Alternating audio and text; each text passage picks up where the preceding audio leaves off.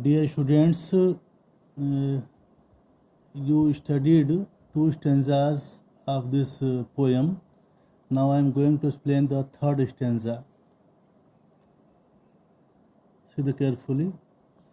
The caged bird sings with fearful trill of things unknown but longed for still, and his tune is heard on the distant hill, for the caged bird sings of freedom.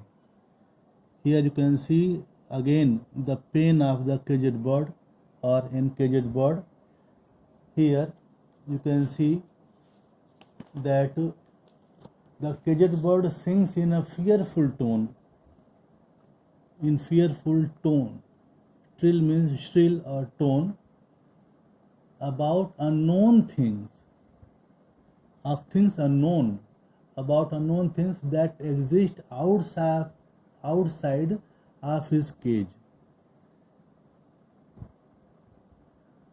Exist of his outside of the cage, and strongly desires but longed for, desires but and strongly desires to know everything beyond the cage.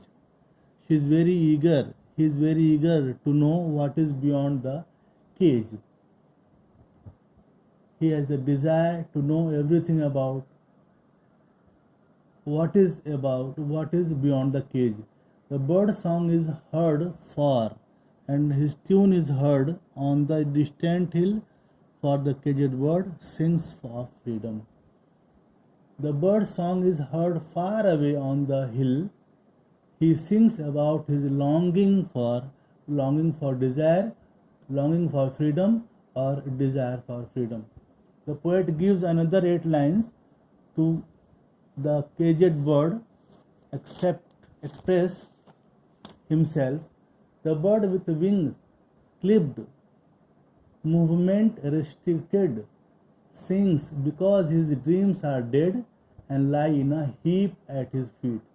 The words you can see, dear students, fearful and trill, make us realize that actually it is not a happy tune but a desperate cry for freedom. It leaves us empathetic for the bird trapped in the cage, unable to experience the same world that the free bird has access to. What the bird says is being heard all over, and what he talks about is desire for freedom. The bird is trapped and meant to be a metaphor for humans oppressed. The hidden meaning, you must know. This bird is trapped and meant to be a metaphor for humans oppressed in an unjust society. The poet is certainly applying this metaphor to her life and oppression she has witnessed as an African American. In fact, the poet voices the pain of all who suffer from slavery of one kind or another. Now, stanza number 4. The free bird thinks of another breeze, and the trade wind soft through the sighing trees, and the fat worms waiting on a dawn bright lawn, and he names the sky his own. The free bird recalls another breeze. The free bird. Again, the free bird is being contrasted with encaged bird. The free bird thinks of another. The free bird recalls another breeze he has experienced that has helped him to fly freely through the air. The breeze here, the breeze describes the light and flowing wind that he has experienced earlier and wishes to experience again. The breeze and the trade wind. The breeze and the trade wind go past the trees.